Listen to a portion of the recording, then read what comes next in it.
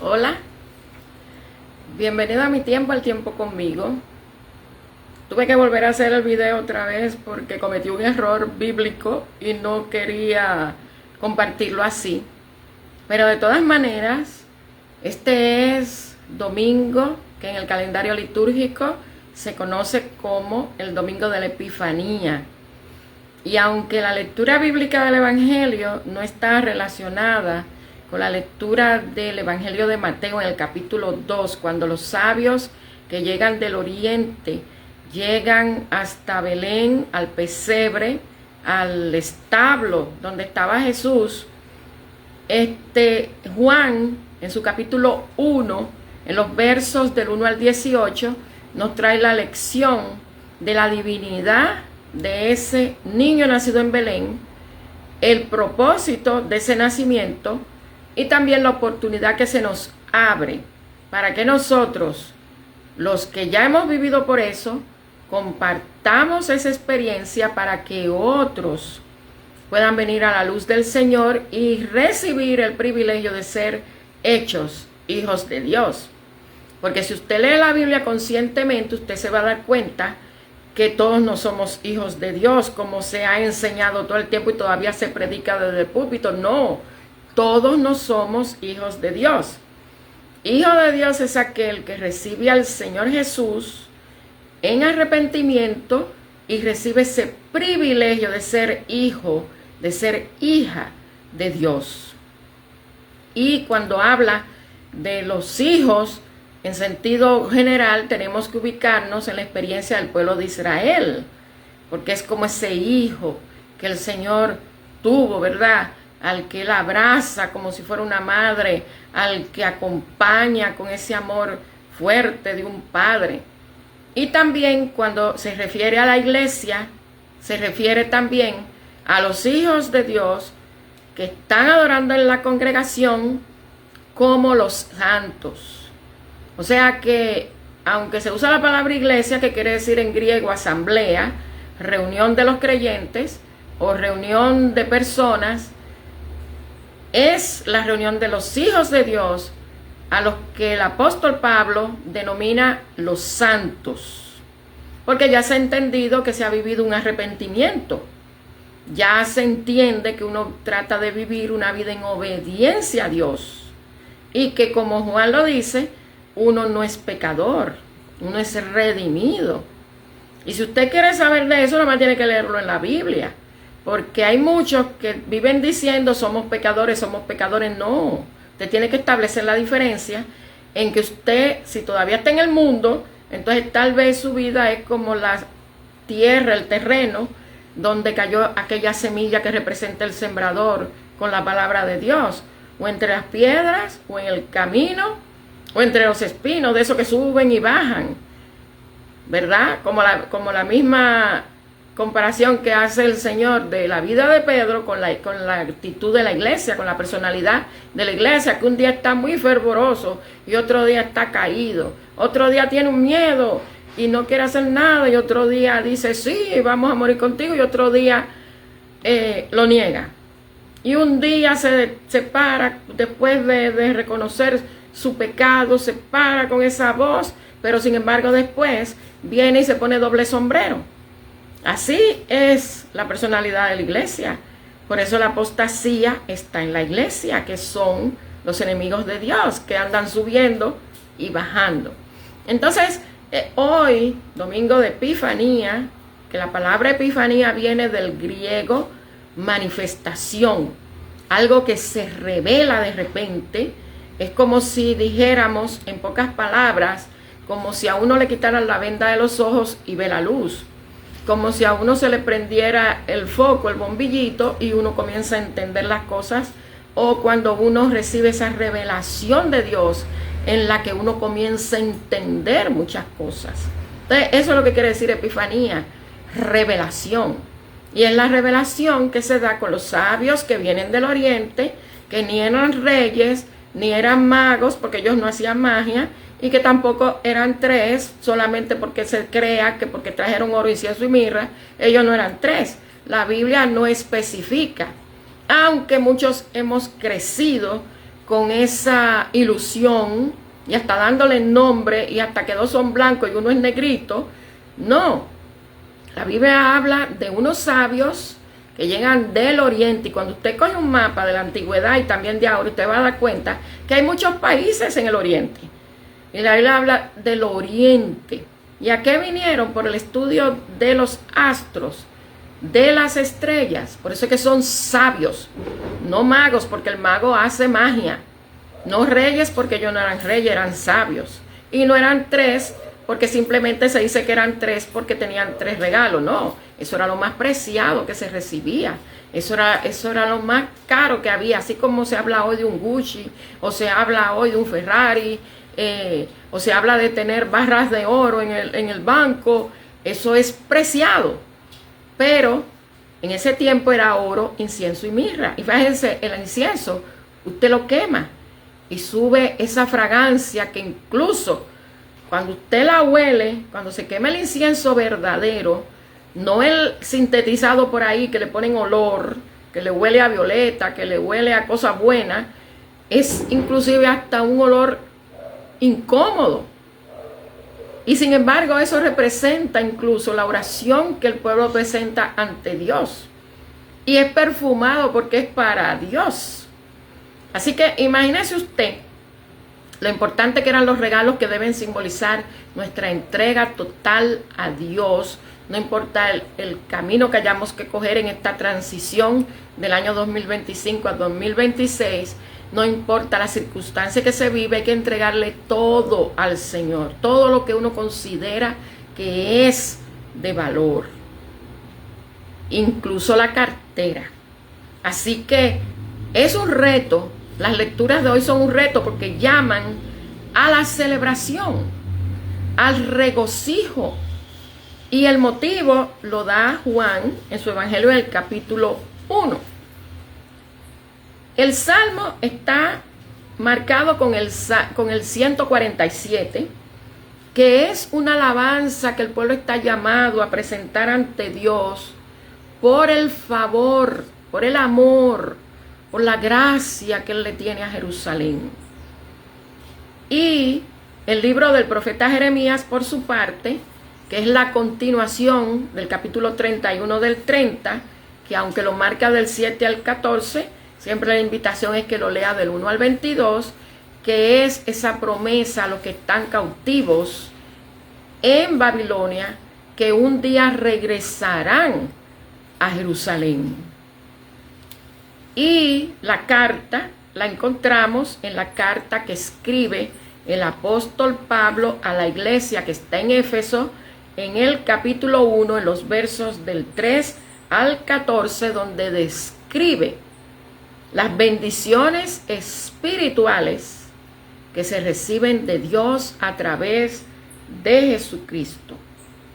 Que en Jesús tenemos redención, que en Él recibimos abundancia de sabiduría y de inteligencia, que Él es el que nos da a conocer el misterio de su voluntad según su beneplácito, el cual se lo propuso a sí mismo, de reunir todas las cosas en Cristo en el cumplimiento de los tiempos establecidos, así las que están en los cielos como las que están en la tierra, que en Él tenemos herencia, habiendo sido predestinados conforme al propósito del que hace todas las cosas según el designio de su voluntad, a fin de que seamos para alabanza de su gloria, nosotros los que primeramente esperábamos a Cristo.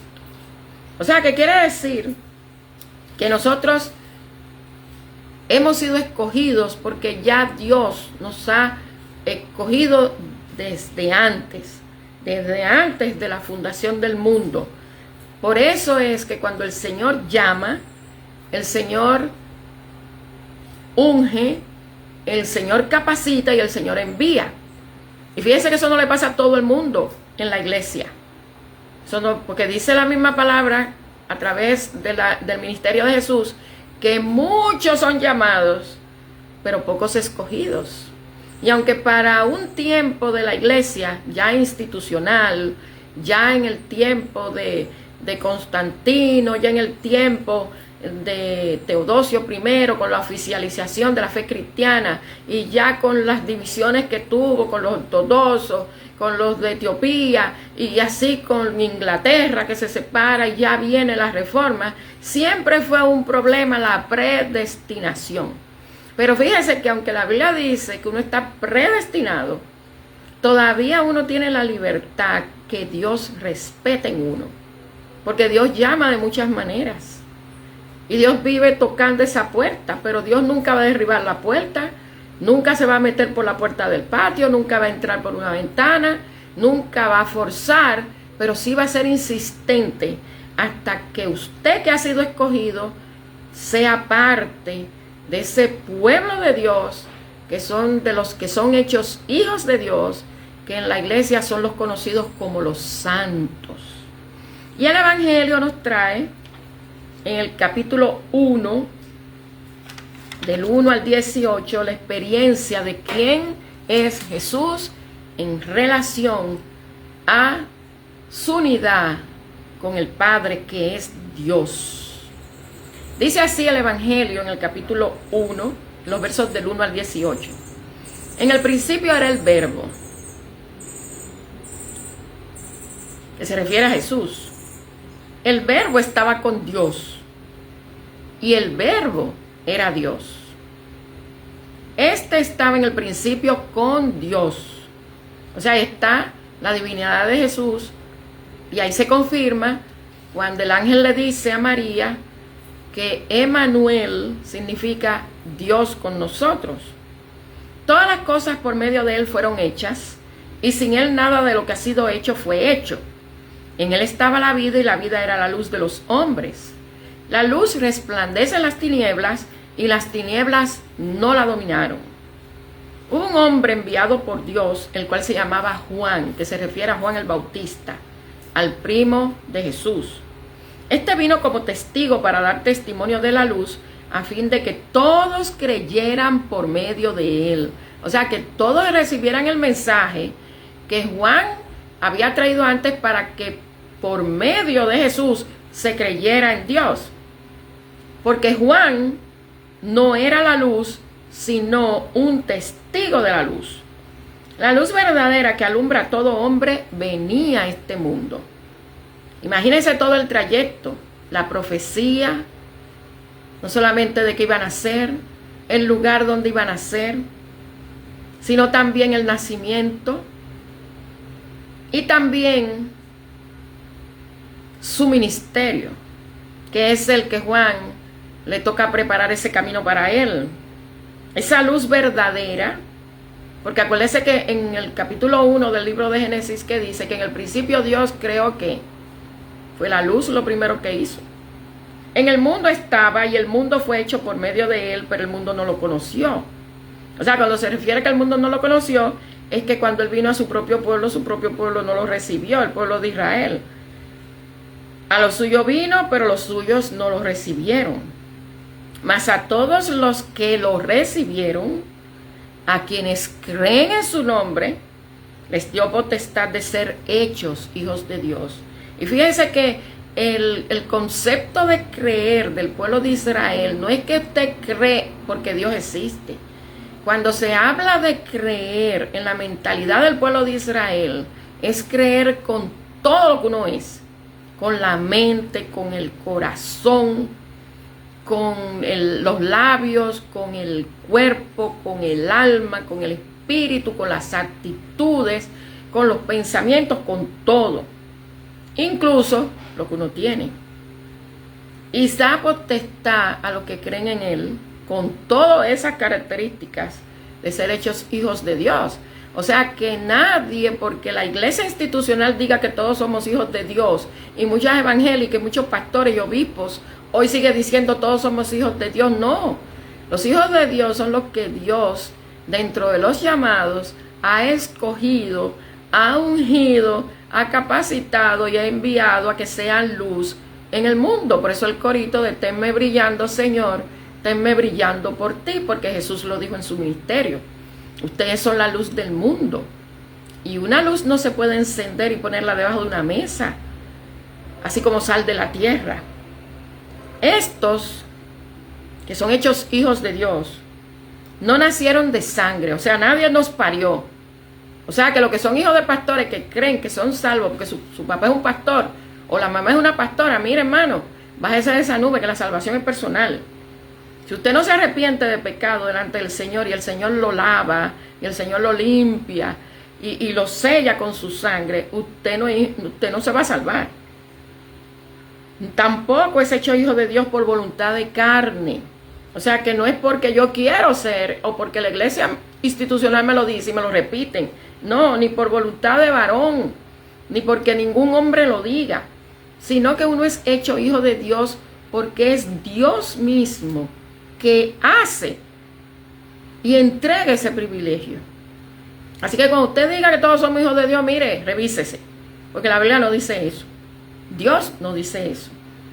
Y el Verbo se hizo carne. El Verbo, Dios, se hizo carne y habitó entre nosotros, lleno de gracia y de verdad. Por eso es que el ángel le dice, Emmanuel, Dios con nosotros. Y vimos su gloria. Gloria como del unigénito del Padre, que es Dios. Porque acuérdense que Juan está testificando de su experiencia con Jesús.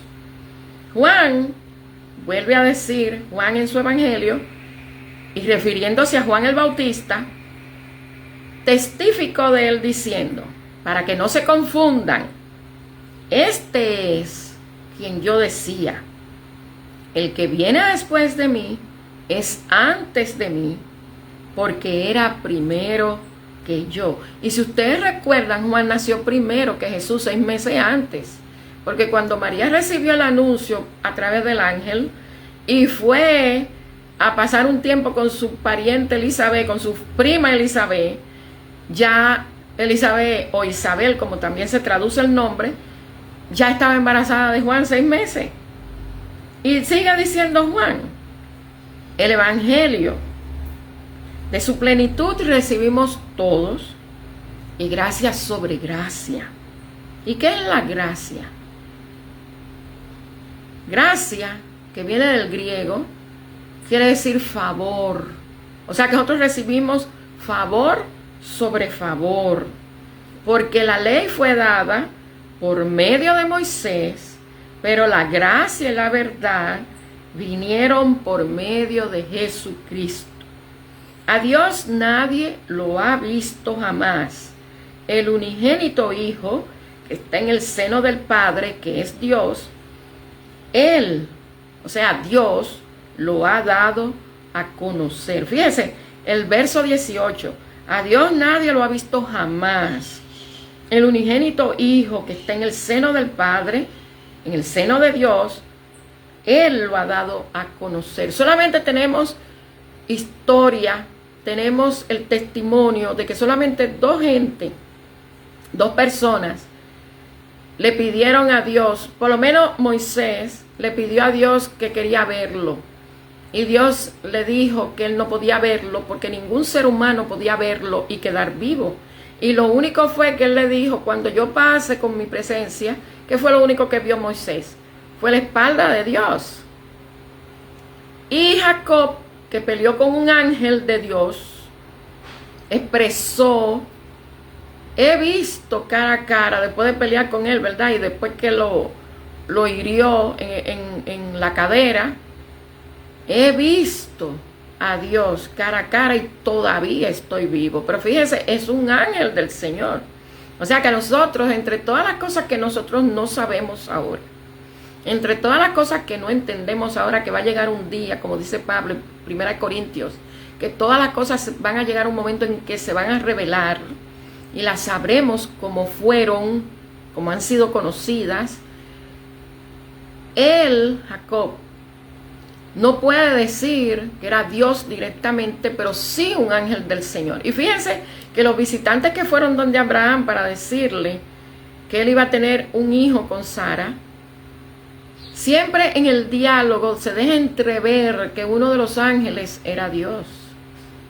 Pero llega el momento, y vuelvo y repito, en el que Dios, cuando Él le plazca y a quien Él quiera, Él va a revelar qué fue exactamente lo que pasó.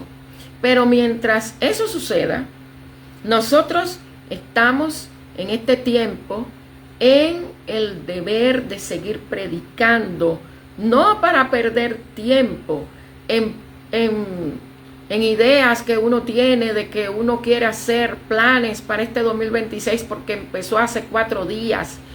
Pero usted tiene que revisar qué pasó en el 2025 antes de usted hacer planes para este 2026, porque usted se va a descubrir que muchos planes que usted hizo en el 2025, ¿cuántos de esos planes y de esos propósitos usted no alcanzó y no cumplió y se le olvidaron? Entonces, si usted no está claro en lo que pasó el año pasado, en sus propuestas para una vida, ¿cómo usted va a planificar para este año? Y más cuando estamos en los últimos tiempos y estamos en tiempos muy malos. Jesús lo declaró, que en los últimos tiempos van a haber muchos que se levantarán hablando en su nombre, pero son falsos. Por eso es que hay que leer la Biblia para saber quién habla de Dios y quién habla del mentiroso. Porque el enemigo de las almas, que tiene muchísimos nombres, para poderlo poner como el rebelde, ¿verdad? El que hizo y propuso la caída de la revelación, de separarnos de Dios, y nosotros tengamos que venir a Dios en arrepentimiento, se disfraza de muchas maneras. Y es verdad, como dijo el pastor Ezequiel Molina el domingo pasado, en el culto que todos los años, el 1 de enero, se celebra en el Estadio Olímpico. Ahora, primero era en el Estadio Quisqueya y ahora en el Estadio Olímpico. Que muchos están predicando muchas cosas y hasta se atreven a tener la Biblia en la mano, pero no están hablando palabra de Dios. Entonces, para que usted confirme si lo que se está diciendo es palabra de Dios, yo le reto a usted que si usted se atreve a tener propósitos para este año 2026, aún sin haber concluido mucho del pasado, lea la Biblia, no del celular, no de la computadora. Coja el libro y léalo conscientemente, buscando la dirección de Dios, porque Dios se le revela a quien Él quiere. Y Él tiene listo su favor para darlo, aún uno no se lo merece. Porque por eso es que nosotros tenemos aún redimidos, aún ser santos, los santos de la iglesia, los hijos de Dios, escogidos y ungidos, lavados y sellados con la sangre de Cristo. Nosotros estamos en el mundo, aunque no somos del mundo. Pero somos también tentados, y por eso nosotros tenemos que estar velando y orando para no caer en tentación. Y repetir lo que dice en la oración que Jesús enseñó. No me dejes, y es una súplica, no me dejes caer en tentación, mas líbrame del mal. Y eso lo estoy poniendo de manera personal, porque yo entiendo que si usted muchas de las oraciones, muchas de las expresiones usted la ubica, incluso hasta la misma meditación que usted usa hablando en sentido general, no, personalícelo, internalícelo para usted. En lugar de decir nosotros, diga yo. En lugar de decir ustedes, diga a mí. Porque el Señor le habla a uno y cada uno tiene una experiencia diferente y cada uno tiene una manera diferente de ver las cosas. Por eso es que el mundo es mundo, por eso es que hay tantas cosas raras, porque si todos pensáramos en la línea de Dios, si esa desobediencia no hubiera pasado en el principio, ¿usted cree que hubiese necesidad de la salvación? Entonces, si ya la salvación es un hecho, si usted está redimido, usted no es pecador, pero tiene que estar velando y orando.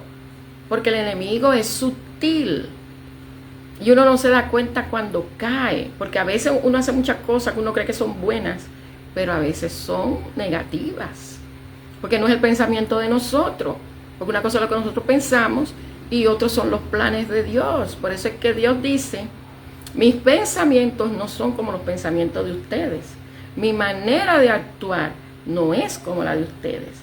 Así que yo espero que con ese gozo, esa promesa de volver a Jerusalén después de un cautiverio de 70 años, después de ese llamado, de ese gozo por recibir la bendición y pedirle a Dios que tenga la bondad por Jerusalén, esa confirmación que hace el apóstol a la iglesia en Éfeso, junto con la verdad teológica, divina, de quién es Dios, personificado en la persona de Jesús y cómo se mueve con el poder del Espíritu Santo, no solamente en el mundo, sino en aquellos que Él llama, que Él ha escogido, y que ellos y cada uno le ha abierto el corazón para que Él establezca su reino en la vida, hoy también sea un día de epifanía para ti.